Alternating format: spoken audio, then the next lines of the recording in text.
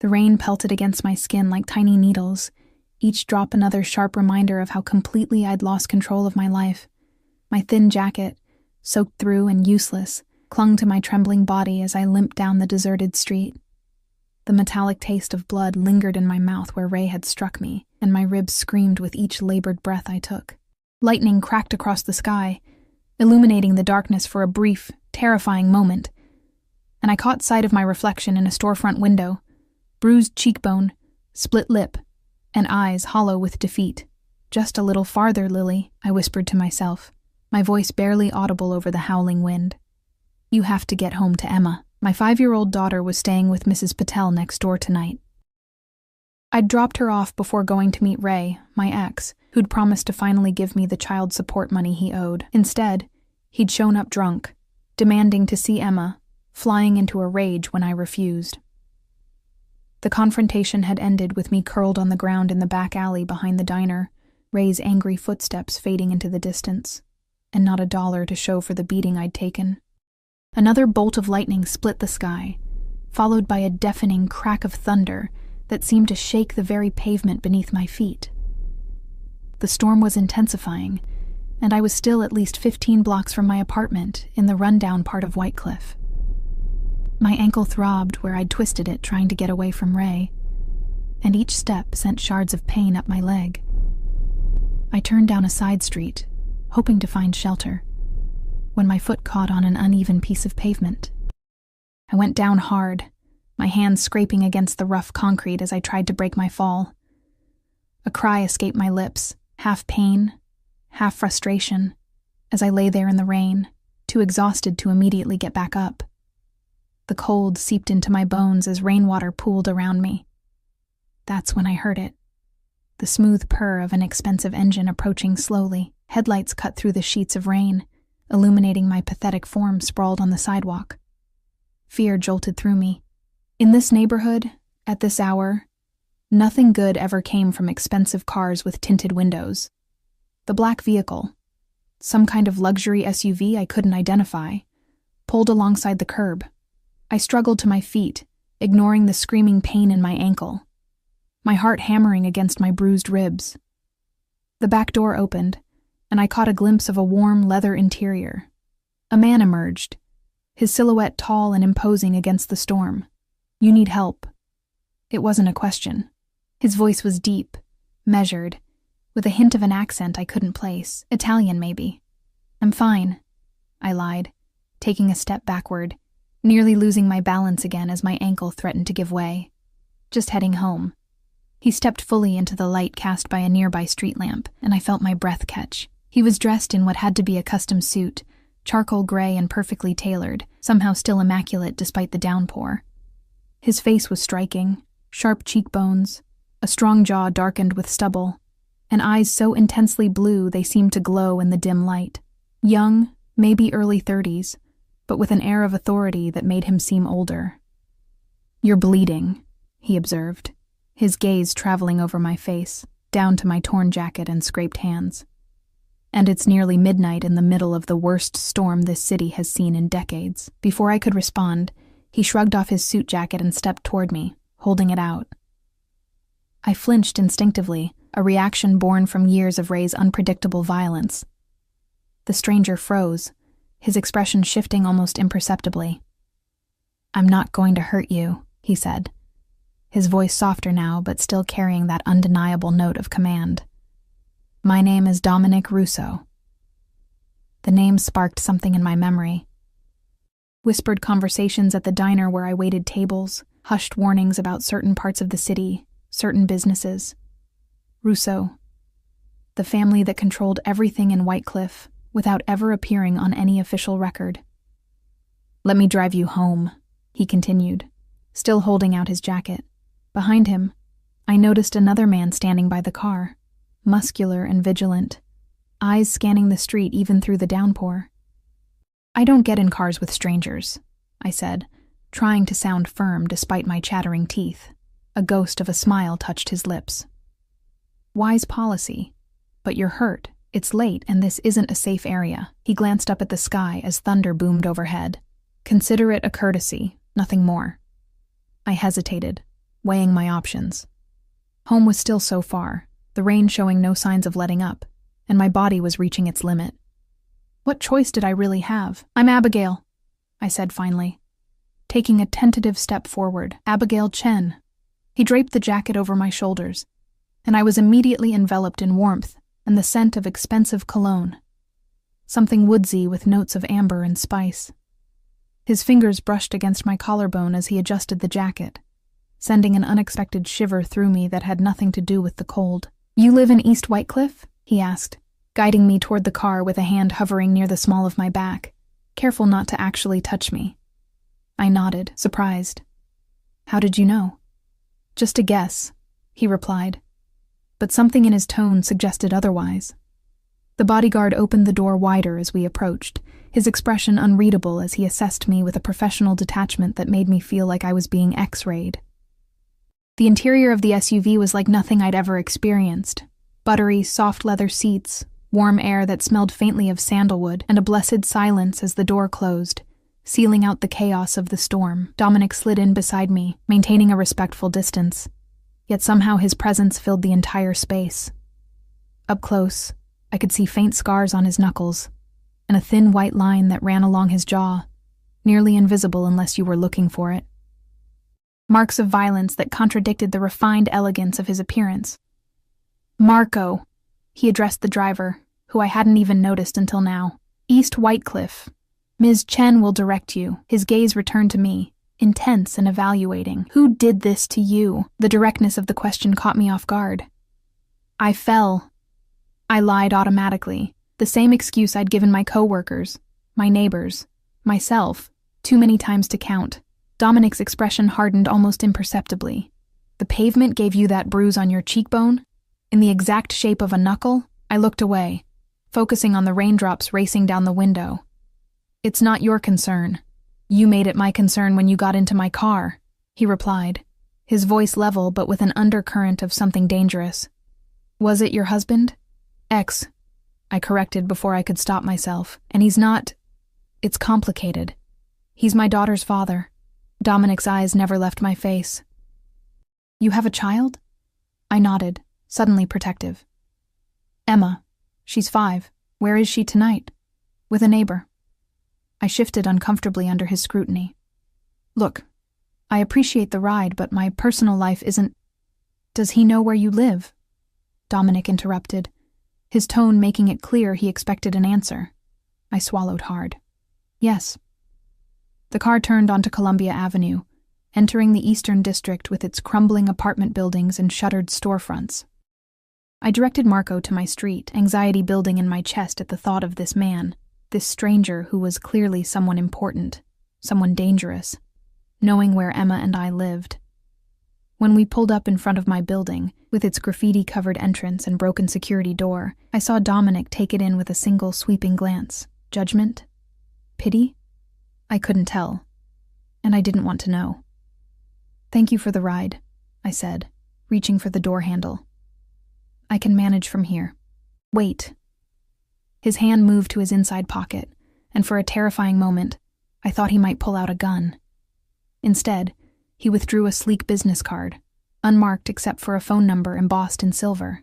"If he comes back, call this number, anytime, day or night." I stared at the card, confused. "Why would you help me? You don't even know me." Dominic's eyes met mine, and something in them made my heart stutter. "Let's just say I have a particular dislike for men who hurt women and children." I took the card, my fingers brushing against his. A jolt of electricity seemed to pass between us, and I quickly pulled away, clutching his jacket tighter around my shoulders. "Your jacket..." "Keep it," he nodded toward my building. "Go inside, Abigail. Get some rest." As I stepped out into the rain, the bodyguard materialized beside me with an umbrella, escorting me to the building's entrance.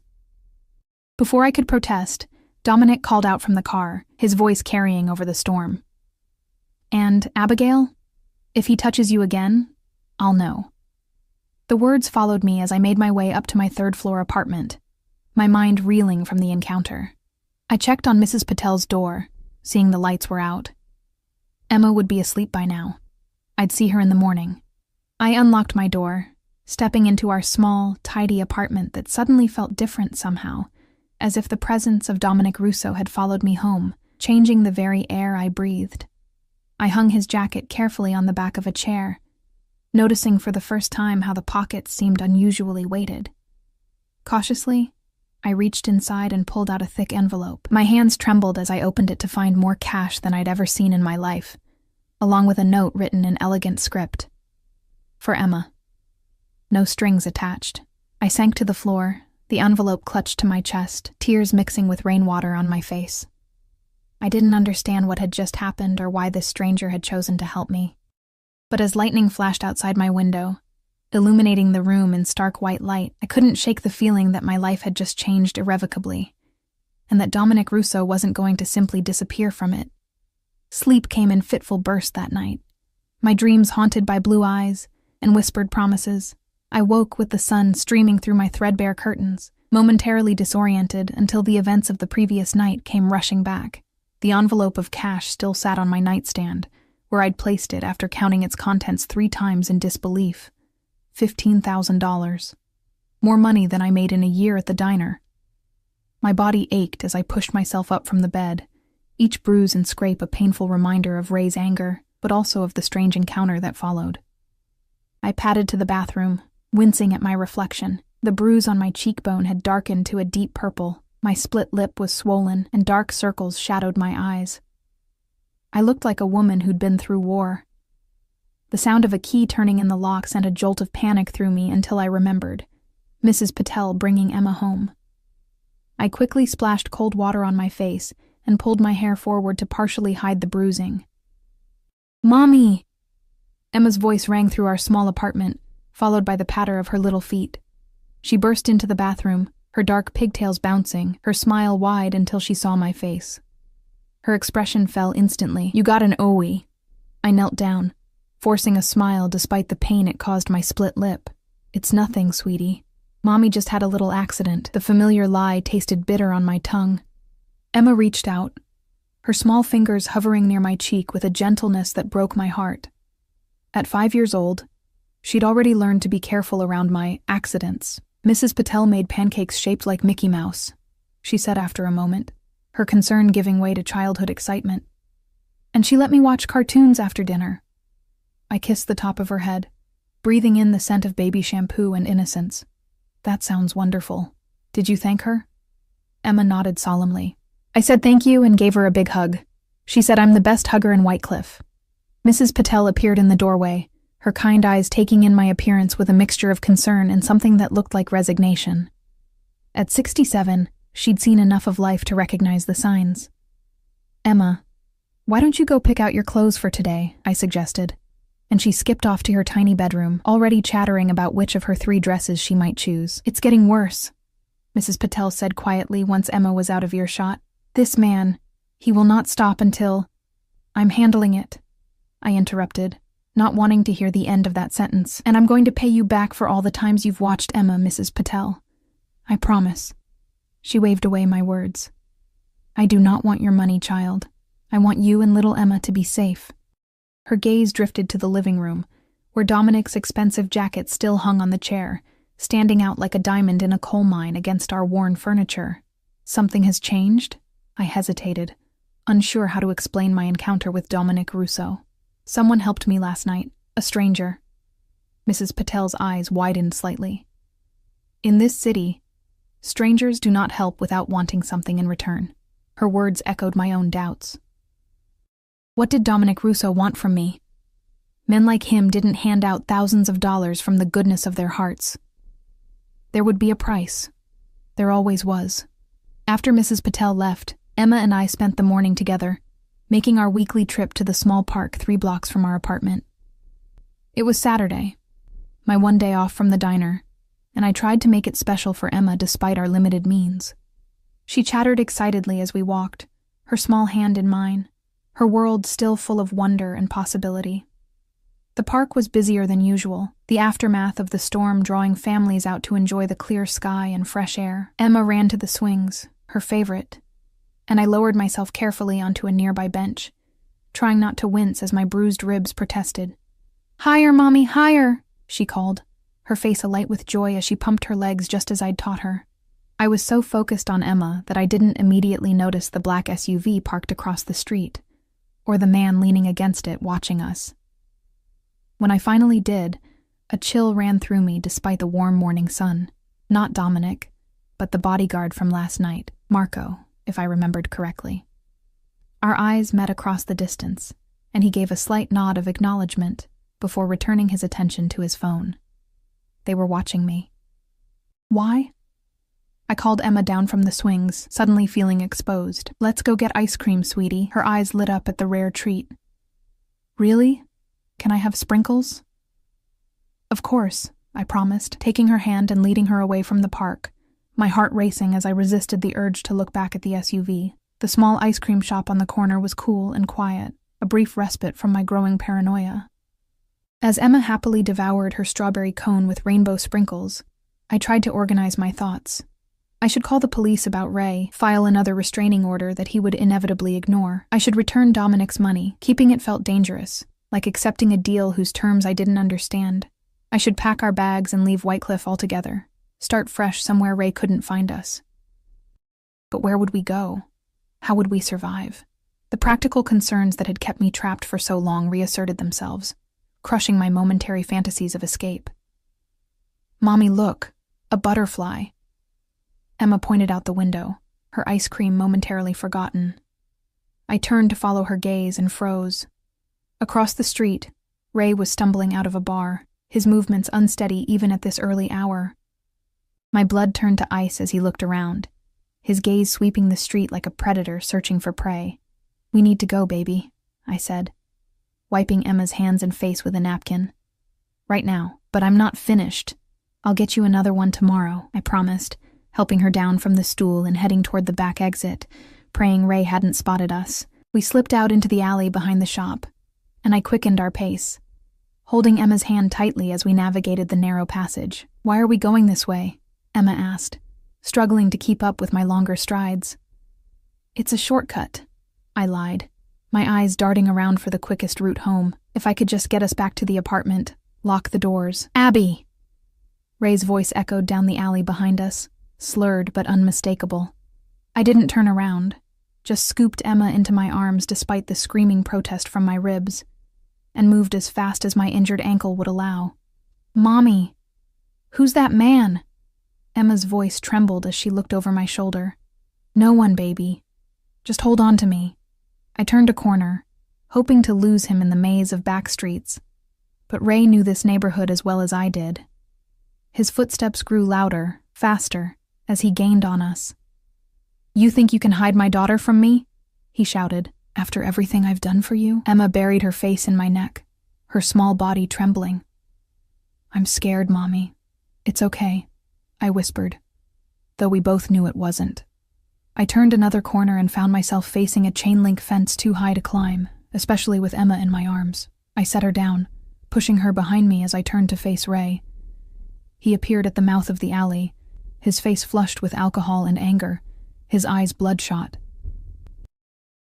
He'd once been handsome. That was what had drawn me to him 5 years ago, before I understood the violence that lurked beneath the surface charm. There's my girl, he said, his gaze fixed on Emma, ignoring me completely. Come give your daddy a hug. Emma pressed herself against my legs, shaking her head silently. She doesn't want to see you, Ray, I said, trying to keep my voice steady. You're drunk. Again. His expression darkened. Don't tell me what my daughter wants. He took a step closer. You've been poisoning her against me, haven't you? Filling her head with lies? The only poison here is you, I replied, anger momentarily overcoming my fear. Leave us alone. I've filed for full custody, and after last night, no judge is going to let you near her. Ray laughed, an ugly sound that echoed off the brick walls surrounding us. You think anyone's going to believe you? A waitress who can barely make rent? He took another step forward. You're nothing without me, Abby. Nothing. I backed up until I felt the fence pressing against my spine, Emma still hidden behind me. I'm calling the police, I bluffed, reaching for my pocket as if I had a phone. No, you're not. Ray lunged forward suddenly, grabbing my wrist with bruising force. You're coming home with me. Both of you. Emma let out a frightened cry that cut through me like a knife. I twisted in Ray's grip, trying to break free. "Run, Emma!" I shouted. "Go find Mrs. Patel!" But Emma stood frozen, tears streaming down her face as Ray's grip tightened painfully on my arm. I saw his other hand ball into a fist, and I braced myself for the blow I knew was coming. It never landed. The sound of tires screeching at the alley entrance made us all turn. The black SUV had pulled up, blocking the exit. The driver's door opened, and Marco stepped out, his expression grim as he assessed the situation. Ray's grip on my wrist loosened slightly. "Who the hell are you?" Marco didn't answer, just opened the rear door. Dominic emerged, his presence immediately commanding the space. Today he wore a light gray suit that seemed to shimmer in the dim light of the alley, a stark contrast to the grime surrounding us. His eyes took in the scene in an instant. My terrified stance, Emma cowering behind me, Ray's aggressive posture. "Mr. Chen," he said, his voice pleasant, yet somehow chilling. "I believe you're trespassing." Ray's face contorted with confusion and anger. "Who the fuck do you think you are? This is between me and my family." Dominic walked toward us with unhurried confidence, each step measured and deliberate. "Your family?" He glanced at me, then at Emma, his expression softening almost imperceptibly when he saw her tear-streaked face. "They don't appear to share that sentiment." Ray released my wrist, turning to face Dominic fully. I immediately pulled Emma into my arms, pressing her face against my shoulder so she wouldn't see what might happen next. "This isn't your business, suit," Ray spat. "Walk away now, and I won't have to mess up that pretty face of yours." A smile touched Dominic's lips, but it didn't reach his eyes. Interesting threat. He glanced at Marco, who remained by the car, alert, but making no move to intervene. "Your concern for my appearance is touching, but misplaced." Ray, never one to back down when drunk, lunged at Dominic with a wild swing. What happened next was so fast I could barely process it. Dominic sidestepped with graceful efficiency, caught Ray's arm, and in one fluid motion had him pinned against the brick wall, arm twisted behind his back at an angle that made Ray howl in pain. "Now, let me be very clear," Dominic said, his mouth close to Ray's ear, voice low, but carrying in the quiet alley. "Abigail and Emma are under my protection. If you approach them again, if you so much as look in their direction, what happens next won't be a conversation.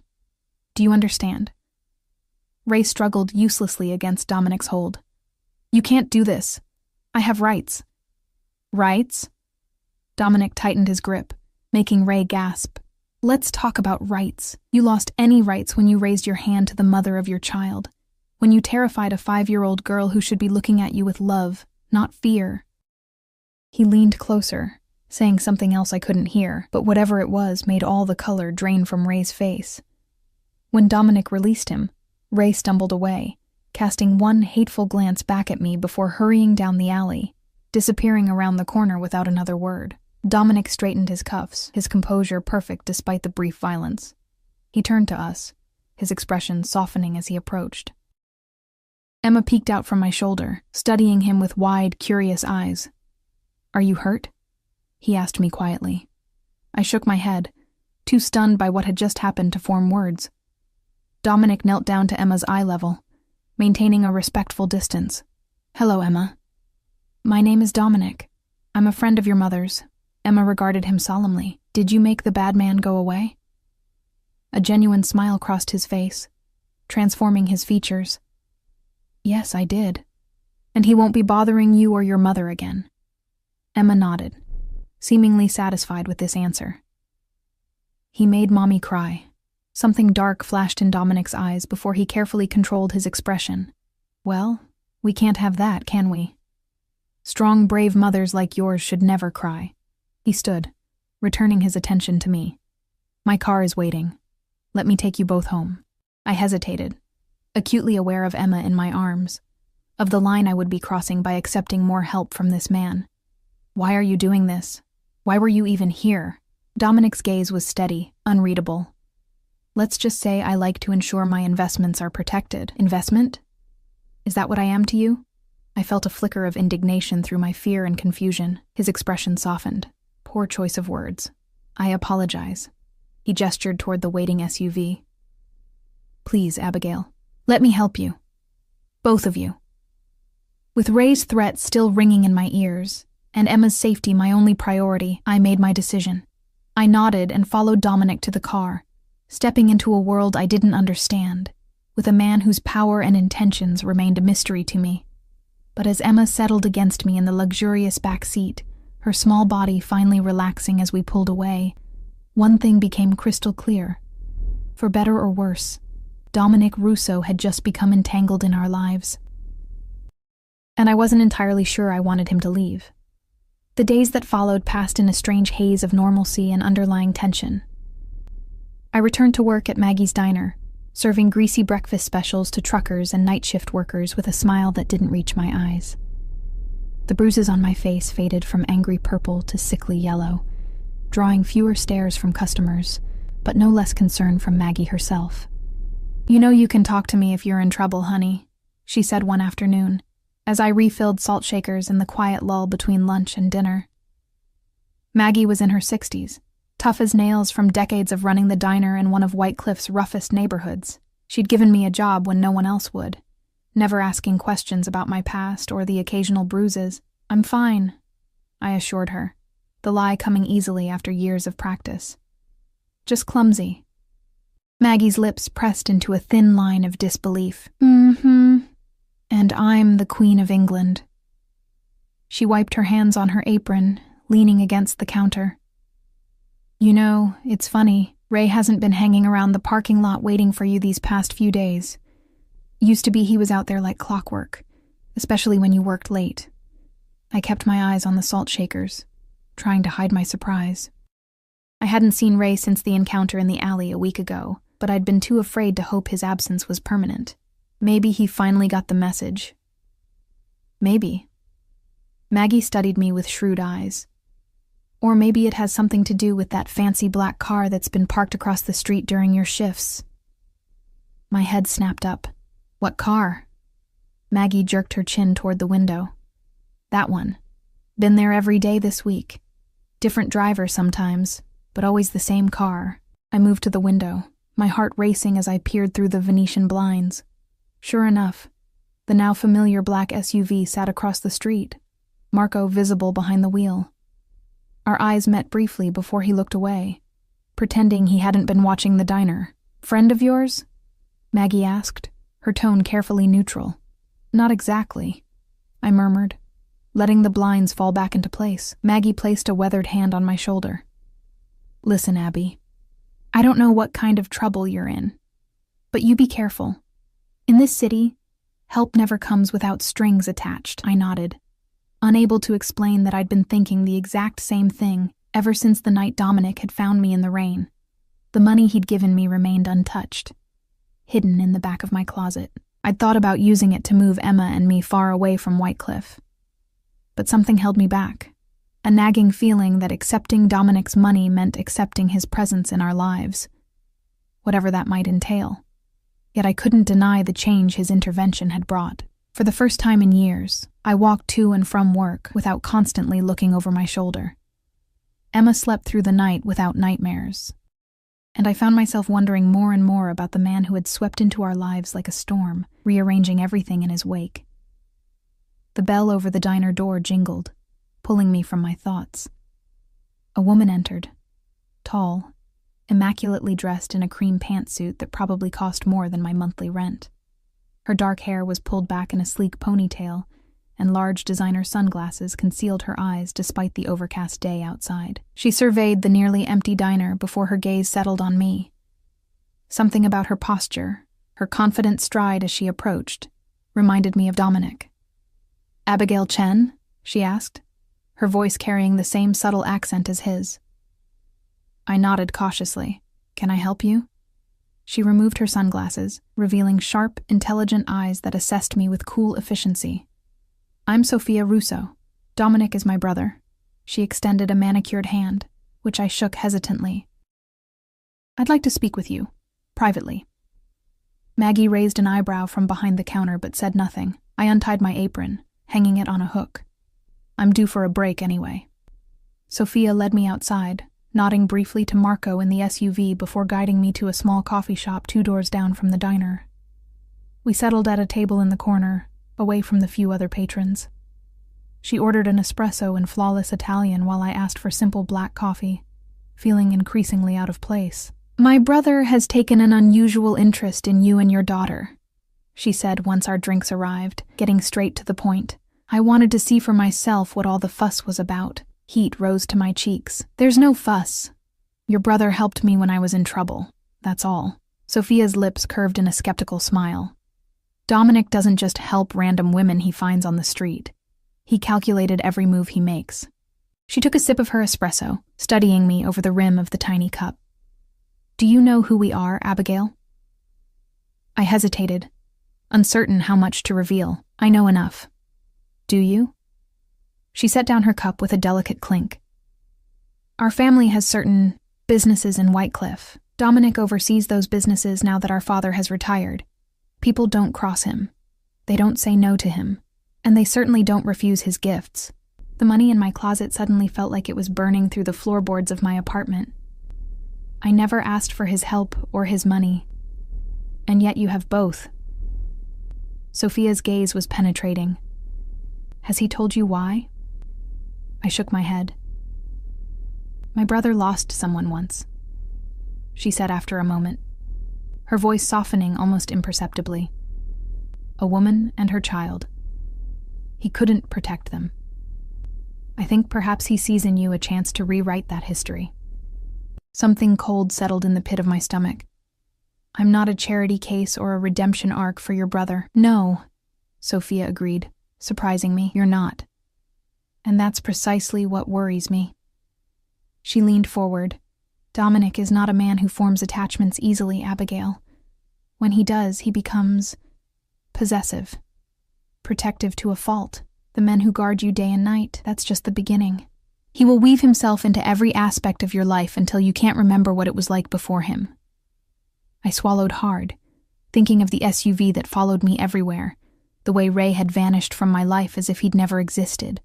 "What exactly are you saying?" Sophia sat back, her expression unreadable. "I'm saying that my brother is a dangerous man to love, and an even more dangerous man to reject." I'm not," I stammered, caught off guard by her implication. "Not yet," she said with certainty. "But I've seen how he speaks of you, how he arranged his schedule to be in that alley when your ex-husband found you." She raised a perfectly shaped eyebrow. "Did you think that was coincidence?" My coffee turned bitter in my mouth as realization dawned. "He's been watching me all along." "Of course he has." Sophia's tone suggested this should have been obvious. Dominic leaves nothing to chance. The small coffee shop suddenly felt suffocating. "Why are you telling me this? Are you warning me to stay away from him?" A slight smile touched Sophia's lips. "On the contrary, I'm simply preparing you for what's coming." She reached into her purse and withdrew an envelope, sliding it across the table. "Dominic would like you and Emma to join him for dinner tonight. This contains the address and other arrangements." I made no move to take the envelope. "And if I say no?" "You won't." She stood, placing money on the table for both our drinks. "Wear the dress. It's your color." With that cryptic remark, she replaced her sunglasses and walked out, leaving me staring at the envelope as if it might bite. Curiosity eventually won out. Inside, I found an address in the Heights, Whitecliff's most exclusive neighborhood, along with a credit card in my name and a note instructing me to visit an upscale boutique downtown at 3 p.m. A car would be waiting outside the diner to take me there. I returned to work in a daze, the encounter with Sophia replaying in my mind. Her words about Dominic's possessiveness should have frightened me, yet I found myself more intrigued than alarmed. Who was he really? What had happened in his past, and why had he chosen to insert himself into my life so completely? By the time my shift ended, I'd made my decision. I called Mrs. Patel, who agreed to watch Emma for the evening, though her expression grew concerned when I mentioned I'd be going out. "Be careful, child," she warned, echoing Maggie's earlier sentiment. "Men like that, they see something they want. They take it, no matter the cost." I assured her I would be fine, though doubt gnawed at me as I made my way to the black SUV waiting outside. Marco held the door open without a word, his expression as impassive as ever, as he drove me to an elegant boutique in downtown Whitecliff, a place I'd passed countless times, but never dared enter. Inside, I was greeted by a saleswoman whose professional smile faltered only slightly at my diner uniform and scuffed shoes. "Ms. Chen, we've been expecting you. Mr. Russo has already selected several options for your approval." What followed was a surreal hour of trying on dresses that cost more than 6 months of my rent, being fussed over by attendants who adjusted hemlines and offered jewelry to complement each outfit. I felt like an imposter in this world of luxury and excess, yet couldn't deny the flutter of excitement as I turned before the mirror in a deep emerald silk dress that seemed to transform me into someone else entirely, someone confident and beautiful, with no trace of the exhausted, frightened waitress I saw every day. "This one," I said finally, running my hands over the smooth fabric. "This is the one." The saleswoman's smile widened with genuine approval. "An excellent choice, Mr. Russo thought you might prefer this one. He has quite an eye." The idea that Dominic had personally selected these dresses, that he had imagined me in this particular one, sent a strange thrill through me that I tried desperately to ignore. This wasn't a fairy tale, and Dominic Russo was no Prince Charming. He was something far more complex and potentially dangerous. Yet when I emerged from the boutique in my new dress, hair styled in loose waves, subtle makeup enhancing features I'd long neglected, I felt a power I hadn't experienced in years. Marco actually did a double take before opening the car door, his usual stoic expression briefly giving way to surprise. The drive to the Heights took us through parts of Whitecliff I rarely saw. Pristine streets lined with ancient trees, mansions set back behind wrought iron gates, a world apart from the struggling neighborhood where Emma and I fought to survive. We finally pulled up to a modernist structure of glass and stone perched on the edge of the cliffs that gave the city its name, overlooking the churning ocean below. The house seemed to defy gravity, cantilevered out over the water with breathtaking audacity. Marco led me to the door, which opened before we reached it. A middle-aged woman in a simple black dress greeted us with a warm smile that reached her eyes. "Ms. Chen, welcome. I'm Mrs. Ricci, the housekeeper. Mr. Russo is waiting for you on the terrace." She led me through the house, a minimalist showcase of museum-quality art and custom furniture, all in muted tones that directed attention to the spectacular ocean views visible through floor-to-ceiling windows. We finally emerged onto a vast terrace where Dominic stood at the glass railing, his back to us as he gazed out at the sunset, painting the sky in shades of orange and pink. "Sir," Mrs. Ricci announced quietly, "Ms. Chen has arrived." Dominic turned, and the intensity of his gaze as it traveled over me made my breath catch. He wore a perfectly tailored black suit, crisp white shirt open at the collar, casual, yet elegant. For a moment, we simply looked at each other, the air between us charged with something I couldn't name. "Thank you, Anna," he said finally, his eyes never leaving mine. "Please serve dinner in 30 minutes. Mrs. Ricci nodded and disappeared back into the house, leaving us alone on the terrace with only the sound of waves crashing below. "You look beautiful," Dominic said, approaching with measured steps. "Emerald suits you." "Your sister said the same thing," I replied, finding my voice. "She paid me a visit today." A flicker of surprise crossed his face. "Did she?" Sophia tends to take preventative measures when she's concerned. Concerned about what? Me. He gestured to a seating area where a bottle of wine was already breathing beside 2 glasses. "Please sit. Would you like a drink?" I sat on the edge of an absurdly comfortable lounge chair, watching as he poured deep red wine into delicate crystal glasses. "Your sister seems to think I should be afraid of you." Dominic handed me a glass, his fingers briefly brushing against mine. "And are you?" The honest answer surprised even me. "No, I should be, but I'm not." He smiled, a genuine expression that transformed his face, softening the hard lines of power and control. "Good. Fear is a poor foundation for anything worthwhile. Is that what this is?" I asked, gesturing between us. "Something worthwhile?" Dominic took the seat opposite me, his movements fluid and precise. I believe it could be. He took a sip of his wine, studying me. You haven't touched the money I gave you. It wasn't a question. How do you know that? I know many things about you, Abigail. I know you work 60 hours a week at a diner that pays you less than you deserve. I know you've applied for 3 different programs at Whitecliff Community College but can't afford the tuition. I know Emma's favorite ice cream is strawberry with rainbow sprinkles, and that she wants to be an astronaut when she grows up. A chill ran down my spine despite the warm evening air. You've been watching us. Protecting you, he corrected. There's a difference. Is there? I set my wine glass down, untouched. Your sister told me about the woman you couldn't save. Is that what I am to you? A second chance? Dominic's expression hardened almost imperceptibly. Sophia talks too much, or maybe not enough. I leaned forward. Why me, Dominic? Why did you stop that night in the rain? Why are you doing all of this? For a long moment, he was silent, his gaze drifting to the darkening horizon where stars were beginning to appear. When he finally spoke, his voice was quieter, tinged with something that might have been vulnerability. 5 years ago, my cousin Maria left her husband, a violent man with connections to a rival family. She came to me for protection, bringing her 3-year-old son. I provided an apartment, security, everything she needed. His jaw tightened. It wasn't enough. Her husband found them. By the time I arrived, it was too late.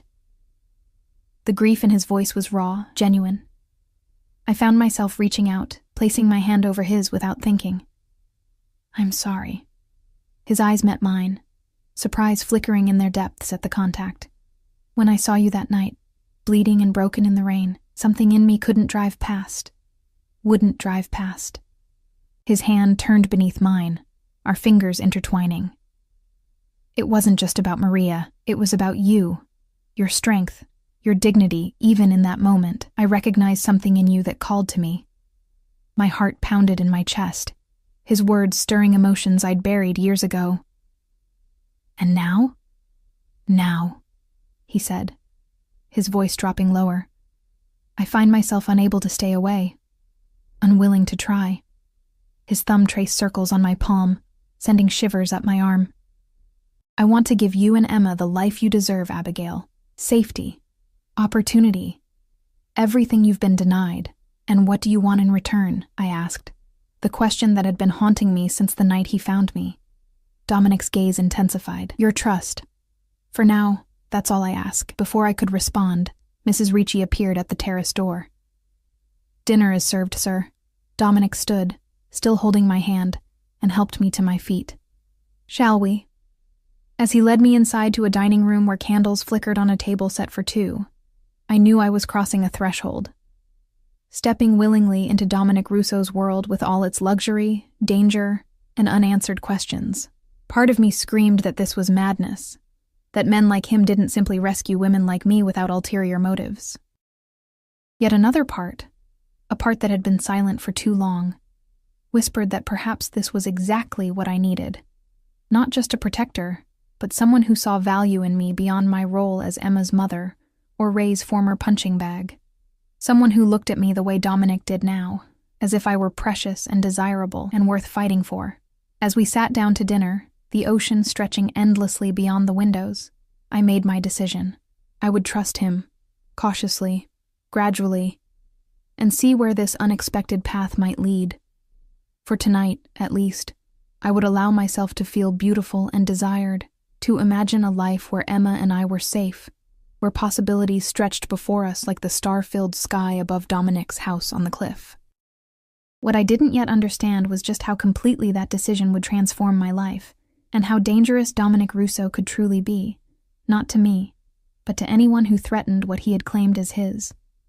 Life has a way of shifting beneath your feet when you least expect it. One moment, you're a struggling single mother counting pennies for rent. The next, you're navigating a relationship with a man whose world operates by entirely different rules. In the weeks that followed that dinner on the cliff, Dominic became a steady presence in our lives, never imposing, always attentive. He never stayed overnight, maintaining a respectful distance that both frustrated and relieved me. Our relationship existed in a strange limbo, intimate conversations and lingering touches that never quite crossed the final boundary. I sensed he was letting me set the pace, waiting for me to decide when I was ready for more. Emma, with a child's simple wisdom, accepted him without question. "Mr. Dom," she called him, her face lighting up whenever he appeared. He brought her educational toys and books rather than the extravagant gifts I feared, and spent hours patiently answering her endless questions about the world. I watched from the kitchen one evening as he helped her build a model of the solar system, his hands I knew could be deadly, gently guiding hers as they placed tiny planets in their orbits. "Jupiter's the biggest," Emma informed him seriously, "but Saturn has the prettiest rings."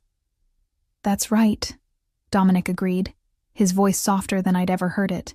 "And do you know which planet is the hottest? It's not the closest to the sun." Emma's forehead wrinkled in concentration.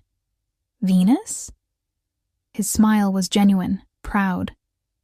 "Exactly right. You're very smart, Piccola Stella." "What does that mean?" she asked, looking up at him with curious eyes.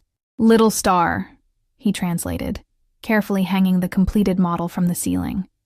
"Because you shine so brightly." Something warm unfurled in my chest as I watched them, a feeling I was afraid to name. This dangerous man with his empire built on violence and fear was somehow gentle, patient, even tender with my daughter. It was a side of him I suspected few ever saw. Later that night, after Emma had fallen asleep surrounded by her new books about space, Dominic and I sat on my small balcony, sharing a bottle of wine he'd brought. "She's extraordinary," he said quietly, "just like her mother." I smiled, looking through the glass door at Emma's peaceful form. "She deserves so much more than I've been able to give her." "You've given her everything important," Dominic replied, his hand covering mine on the railing. "Security, love, strength. Material things are easy to provide. Character isn't." I turned to study his profile in the dim light. "You're not what I expected," his lips curved in amusement. "And what did you expect?" "Someone colder, more calculating." "Oh, I'm calculating," he admitted without shame. "Every move I make has purpose. But cold?" He shook his head. "Our family isn't built on coldness, Abigail. It's built on passion, for power, for vengeance, for protection, for those we consider our own." The possessive note in his voice sent a shiver through me. "And what am I to you, Dominic? Am I your own?" His eyes met mine, intense and unwavering. "I think you know the answer to that." He left soon after, kissing me chastely at the door, leaving me frustrated and confused by the contradictions he embodied. I was falling for a man whose full reality I still didn't understand. A man who could discuss astronomy with a 5-year-old one moment and order violence the next. The protective bubble Dominic had created around Emma and me felt secure, but increasingly restrictive. Marco or another guard was always nearby, following discreetly when I went to work or took Emma to school. Dominic had offered repeatedly to move us to a better apartment, even to a house in a safer neighborhood. But I'd refused, clinging to this last shred of independence. I'd accepted smaller gifts, Emma's educational toys, new winter coats for both of us, a laptop so I could finally enroll in online courses at the community college. But moving into a home he provided felt too much like surrender, like acknowledging that my life and my daughter's were now completely entwined with his. One afternoon, about 2 months after that rainy night when Dominic had found me, I was working the late shift at the diner when Maggie approached, her expression troubled. "There's someone asking for you," she said, nodding toward a booth in the corner. "Says he's your cousin." I frowned, setting down the coffee pot. "I don't have a cousin." Maggie's eyes narrowed. "That's what I thought. Want me to call your friend with the fancy car outside?" I glanced through the window, seeing Marco in his usual spot across the street. "No, I'll handle it." Taking a deep breath, I approached the booth. The man sitting there was in his early 30s, thin and wiry with sharp, assessing eyes. He didn't look familiar, but something in his demeanor, the way he scanned the exits, how his hand stayed close to his jacket, reminded me of Dominic's men. "Can I help you?" I asked, staying at a safe distance. He smiled thinly. "Abigail Chen? My name is Vincent. I work for Alessandro Conti." When I didn't react, his smile widened. I see Russo hasn't shared much about the business landscape of our city. I'm working, I said flatly. What do you want? Vincent leaned forward. Mr. Conti would like to speak with you. He has a proposition that might interest you, one that involves your daughter's future. Ice flooded my veins at the mention of Emma. I don't know who you or Mr. Conti are, but you need to leave, now. Mr. Conti doesn't appreciate being dismissed, Vincent said, his pleasant tone unchanged but his eyes hardening, especially by a woman who's clearly become Dominic Russo's latest project. Is there a problem here? I turned to find Sophia standing behind me, elegant as always in a tailored black pantsuit, her expression pleasant, but her eyes cold as she assessed Vincent. Vincent's demeanor shifted subtly. Ms. Russo, I wasn't aware you frequented establishments like this. I go wherever my family's interests are threatened, Sophia replied smoothly. She turned to me. Abigail, I believe Emma's school just called, something about her feeling unwell. Why don't you go check on her? I'll keep your friend company. The implied order was clear. I nodded, untying my apron as Vincent's eyes darted between us, calculating. This conversation isn't finished, he called after me as I headed for the door. Oh, I think it is, I heard Sophia reply, before the door closed behind me. Marco was already waiting outside, the car door open. Get in, he said, his usual stoic expression replaced with urgency. We need to move. What's happening? I demanded as we pulled away from the curb. Is Emma really sick? Who is Alessandro Conti? Emma is fine, Marco assured me, checking the rearview mirror frequently as he drove. Ms. Russo created a diversion to get you out safely. As for Conti, he frowned. He's the head of a rival organization. Your involvement with Mr. Russo has attracted his attention. Fear gripped me. I need to get to Emma. Now. Already handled. 2 of our men picked her up from school 10 minutes ago. They're taking her to the safe house. Safe house? My voice rose in panic. What safe house? Where is my daughter? Marco's expression softened slightly. Mr. Russo established emergency protocols weeks ago. Emma is safe, I promise. We're joining them now.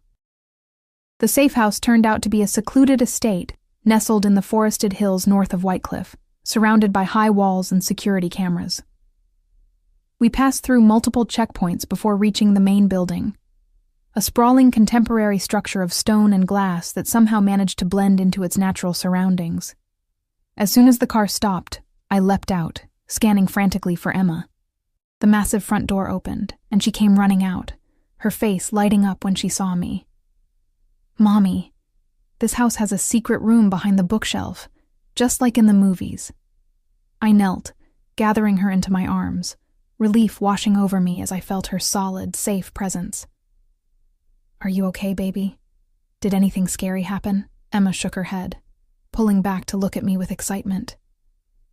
Mr. Leo and Mr. Paulo came to school and said we were going on an adventure. They let me ride in the front seat and everything. Over Emma's shoulder, I saw Dominic emerge from the house, his expression tense until his eyes found us. He approached slowly, giving me time to collect myself. She's fine, he said quietly. My men are very good with children. They made it seem like a game. I stood, keeping Emma close. Someone came to the diner. He mentioned Emma. Dominic's jaw tightened. Conti is testing boundaries. It's my fault. I should have anticipated this. Who is he? What does he want with us? Not here, Dominic said, glancing meaningfully at Emma. Let her explore the house with Anna. We'll talk inside. Mrs. Ricci appeared as if summoned, warmly greeting Emma and offering to show her the kitchen where fresh cookies were just coming out of the oven. Emma went willingly, always eager for new adventures, while Dominic led me to a study lined with books and dominated by a massive desk of dark wood. Alessandro Conti controls the harbor district and parts of West Whitecliff, he explained once the door closed behind us.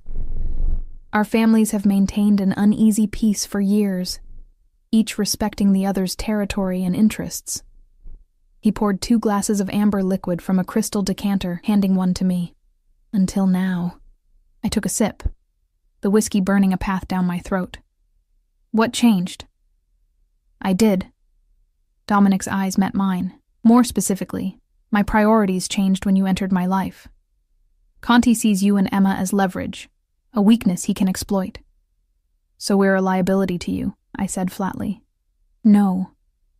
Dominic moved closer, cupping my face in his hands. You're the most valuable thing in my life, which makes you a target.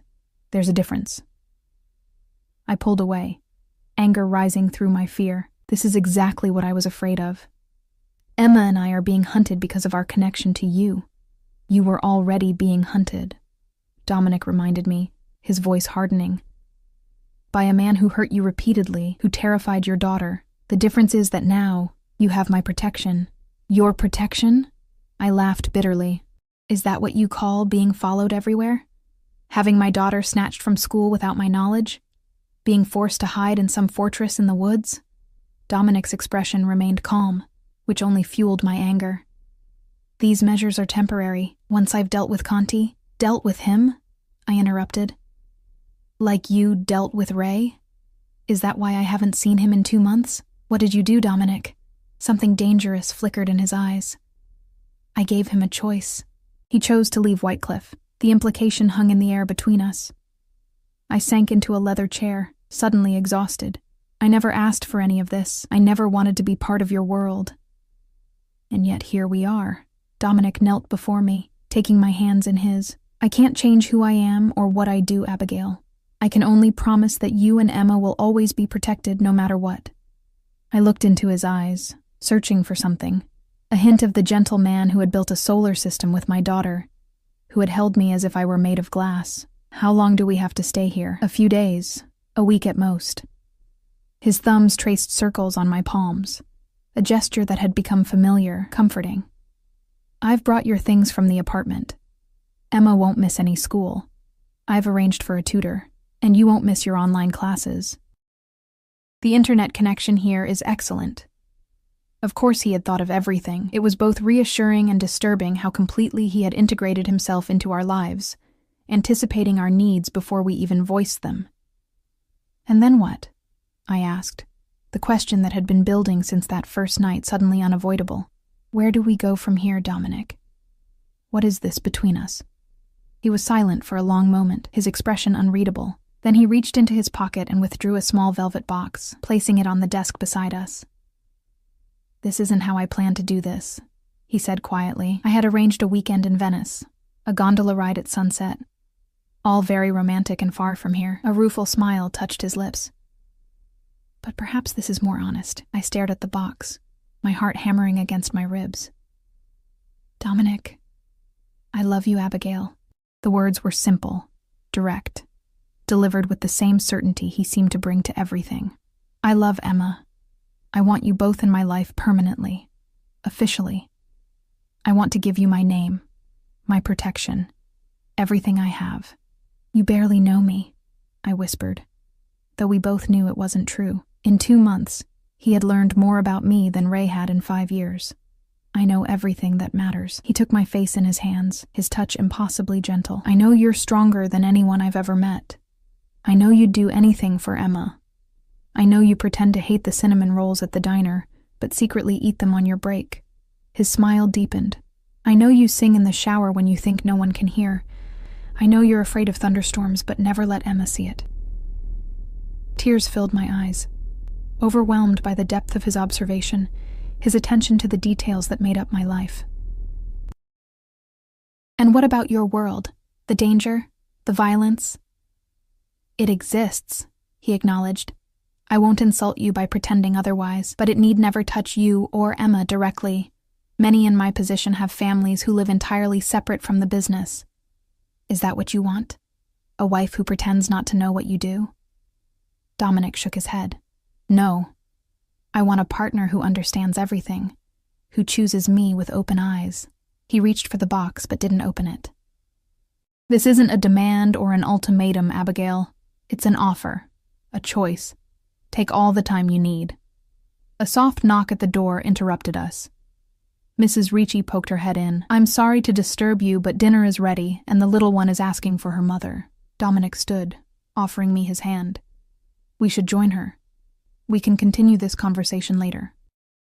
I took his hand, allowing him to lead me to the dining room where Emma waited, chattering excitedly about the house and the deer she'd spotted from the window.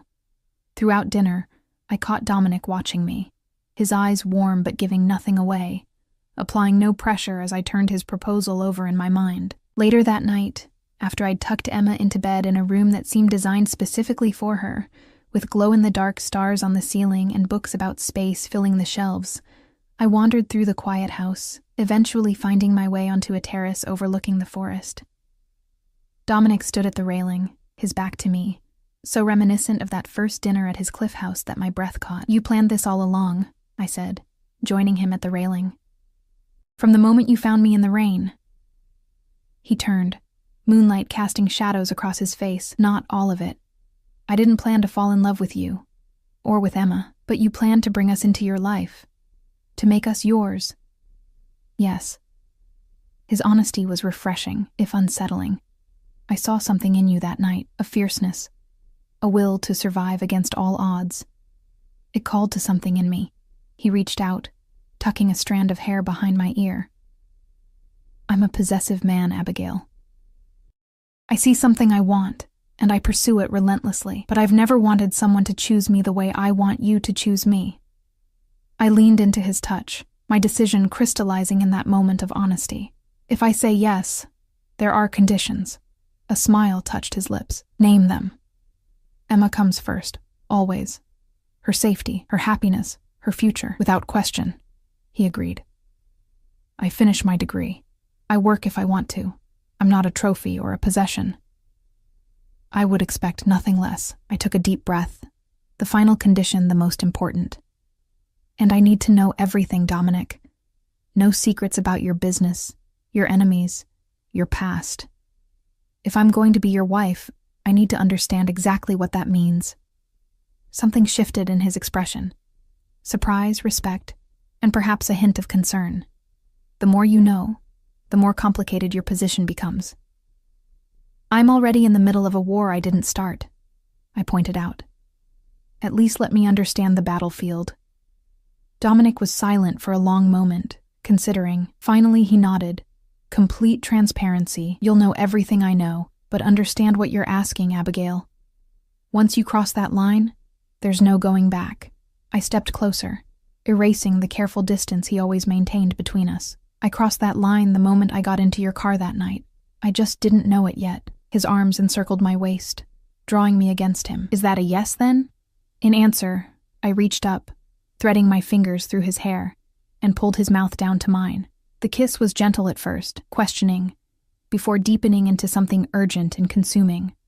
All the tension, the careful restraint of the past 2 months, dissolved in a rush of heat and need. His hands tightened on my waist, lifting me effortlessly onto the railing as my legs wrapped around him, pulling him closer. "Wait," he murmured against my mouth. Reaching into his pocket, he withdrew the velvet box, opening it to reveal a ring that caught the moonlight. A deep blue sapphire surrounded by diamonds, elegant and understated despite its obvious value. "Ask me again." "Properly." I laughed softly, taking the ring from the box. "Dominic Russo, will you marry me?" His smile was radiant, transforming his face into something almost boyish. "Yes, Abigail Chen. I will marry you." He slid the ring onto my finger, then sealed the promise with a kiss that felt like stepping off a cliff, terrifying and exhilarating all at once. In that moment, I knew I was binding my fate to his, for better or worse. Emma and I were entering a world of luxury and danger, protection and risk, a world where Dominic Russo's love would be our greatest strength and potentially our greatest vulnerability. As he lifted me into his arms, carrying me toward the master suite, I pushed away the lingering doubts, the voices of Maggie and Mrs. Patel, warning me about men who took what they wanted. Tonight, I would allow myself this happiness, this passion. Tomorrow would bring complications enough. What I didn't realize was that tomorrow would arrive sooner than expected, bringing with it a threat that would test not only Dominic's power, but the very foundation of the choice I had just made. Word count, 2,200 tentar novament. Malk, thank you for your approval. I'll now create the 5th and final block of the story, providing resolution for the characters as requested. Block 5, I woke to sunlight streaming through unfamiliar windows and the weight of Dominic's arm draped protectively across my waist. For a moment, I simply lay there, watching the rise and fall of his chest, studying the scars that marked his body, testaments to a violent life I was now choosing to share. In sleep, the hard edges of power and control softened, revealing the man beneath the carefully constructed facade. The sapphire on my finger caught the morning light, sending blue reflections dancing across the ceiling. It felt both foreign and right. This tangible symbol of a commitment I'd made with eyes wide open. Whatever came next, I had entered into it willingly, fully aware of who Dominic was and the world he inhabited. As if sensing my gaze, he stirred, eyes opening to fix immediately on mine. A smile curved his lips as he reached out to trace my cheek. "No regrets?" he asked quietly. I covered his hand with mine. "None." His phone vibrated on the nightstand, breaking the moment. Dominic's expression shifted instantly from tender lover to focused leader as he checked the screen. "Marco, it must be important for him to call this early." I watched as he answered, his body tensing as he listened. "When?" he asked, already rising from the bed, reaching for his clothes. "And you're certain?" Another pause. "Keep them there. I'm coming down." "What is it?" I asked, pulling the sheet around me as I sat up. Dominic's eyes met mine, and I saw the conflict there, the promise of honesty warring with the instinct to protect me from his world. 2 of Conti's men were caught trying to breach the perimeter. They've been detained for questioning. The euphemism wasn't lost on me. "You're going to interrogate them." It wasn't a question, but he nodded anyway. "Yes." I took a deep breath. "I'm coming with you." Surprise flickered across his face. "Abigail, you don't need to." "We agreed," I reminded him. "No secrets. If I'm going to be your wife, I need to understand exactly what that means. All of it, not just the parts you think I can handle." For a moment, I thought he might refuse. Then he nodded, something like respect mingling with concern in his gaze. "Get dressed. I'll wait for you." 15 minutes later, we descended to a sublevel of the house I hadn't known existed. A concrete corridor led to a series of rooms that reminded me unnervingly of police interrogation cells from television shows. Marco met us at the entrance, his expression carefully neutral as he nodded to me. "They're not talking yet," he reported to Dominic, "but we found this." He handed over a small device. It was in the taller one's shoe. Dominic examined it, his expression darkening. "A tracker." He turned to me. "They weren't trying to get in. They were trying to confirm our location." The implication sent a chill through me. For what purpose? "That," Dominic said grimly, "is what we're going to find out." He led me to a room with a one-way mirror looking into an interrogation cell, where 2 men sat handcuffed to metal chairs. One was older, with graying hair and the weathered look of a career criminal. The other was younger, probably no more than 25, with a defiant tilt to his chin, despite the fear evident in his eyes. "Are you sure about this?" Dominic asked quietly. "What happens in there won't be gentle." I steeled myself, thinking of Emma sleeping peacefully upstairs, unaware of the danger that had followed us. "I'm sure." Dominic nodded to Marco, who entered the room first. Dominic followed, his entire demeanor transforming as he crossed the threshold, back straightening, expression hardening into something cold and calculating, power radiating from him like a physical force. "Gentlemen," he greeted them, his voice deceptively pleasant. "I trust Marco has made you comfortable." The older man spat on the floor. "Go to hell, Russo." Dominic smiled, but it didn't reach his eyes.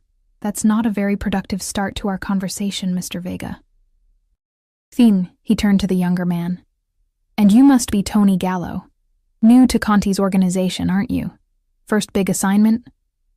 The younger man's eyes widened slightly, revealing Dominic's guess as accurate. "Now," Dominic continued, circling the table, "let's discuss why Alessandro sent you to my private residence, with a tracker no less." He placed the small device on the table. Was he hoping to find something, or someone? Vega maintained his stony silence, but young Tony shifted uncomfortably in his chair. "I understand loyalty," Dominic continued. "It's an admirable quality, but misplaced loyalty?" He shook his head. "That's just wasteful." He leaned closer to Tony. Did Conti tell you what happened to the last men he sent to challenge me? No? He smiled again. That same chilling expression. Ask Vega. He knew them. The older man's jaw tightened, a flash of something, grief, crossing his face before he masked it.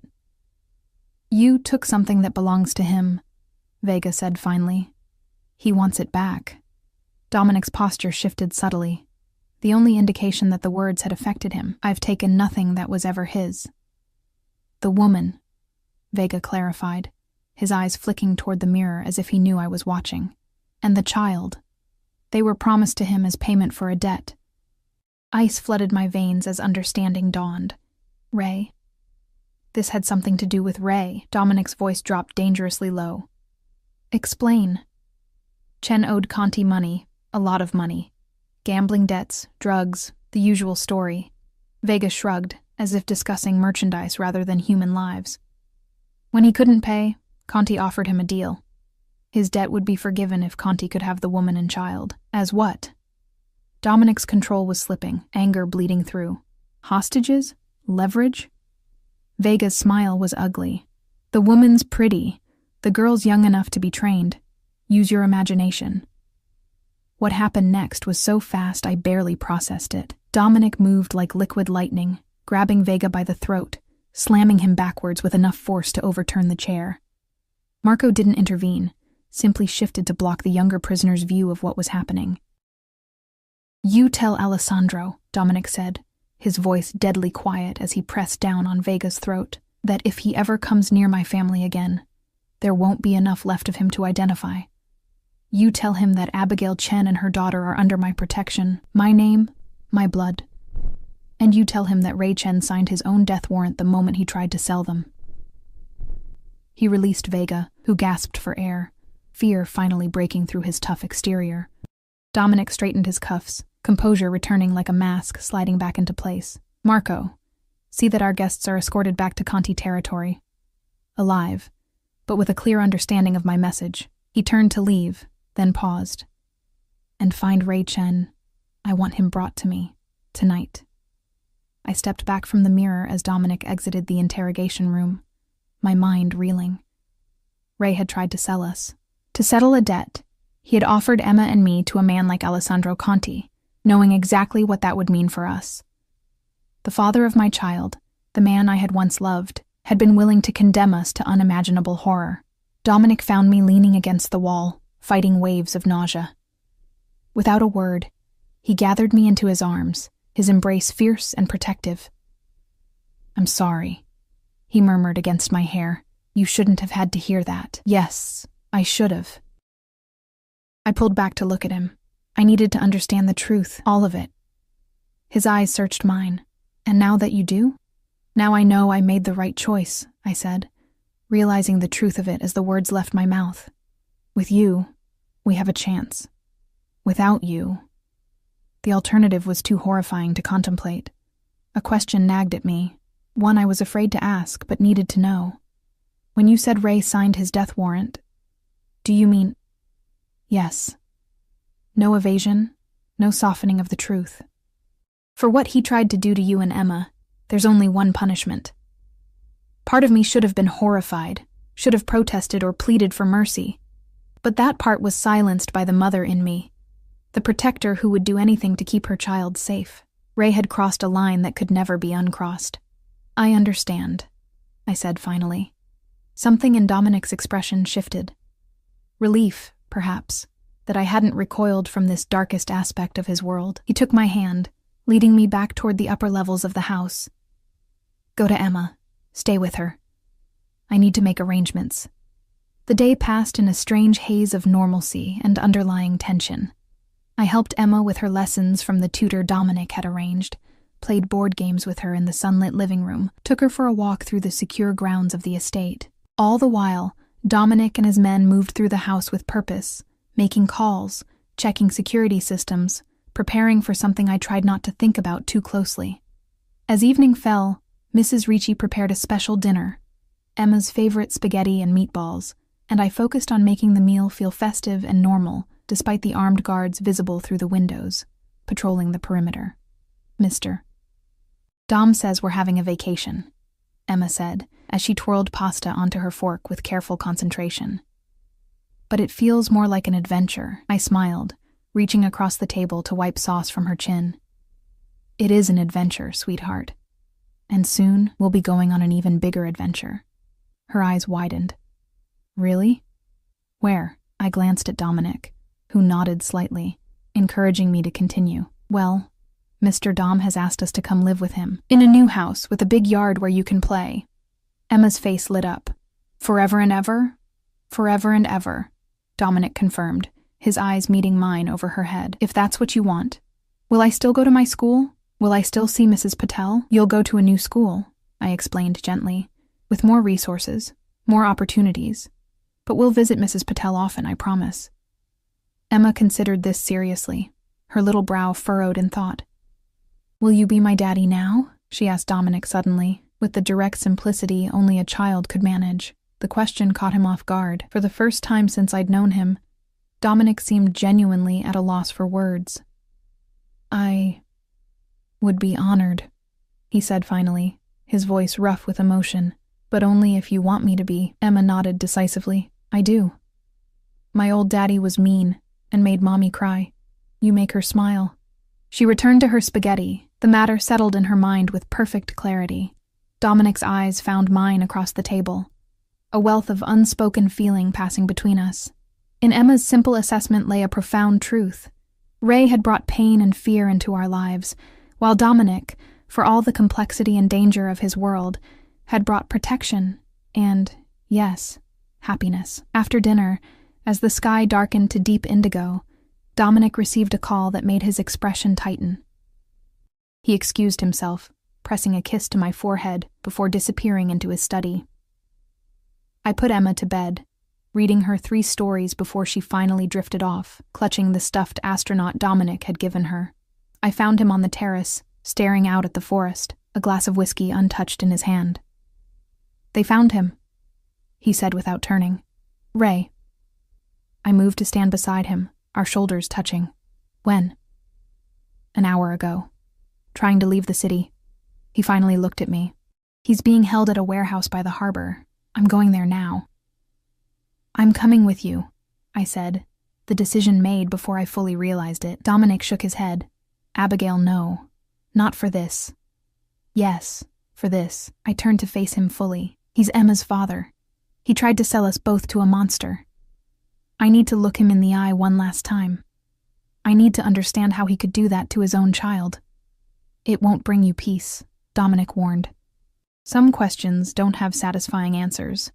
Maybe not, I agreed. But I still need to ask them. He studied me for a long moment, then nodded.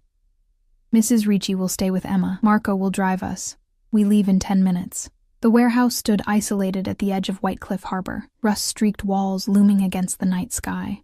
Marco drove us through a series of security checkpoints before stopping at a loading dock where several men in suits waited, guns visible beneath their jackets.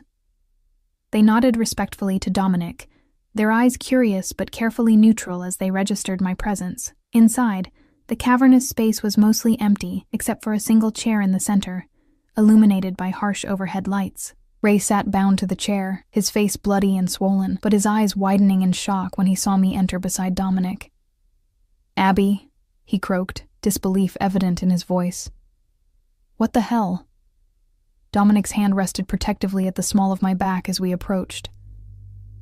Mr. Chen, I believe you know why you're here. Ray's eyes darted between us, fear finally registering.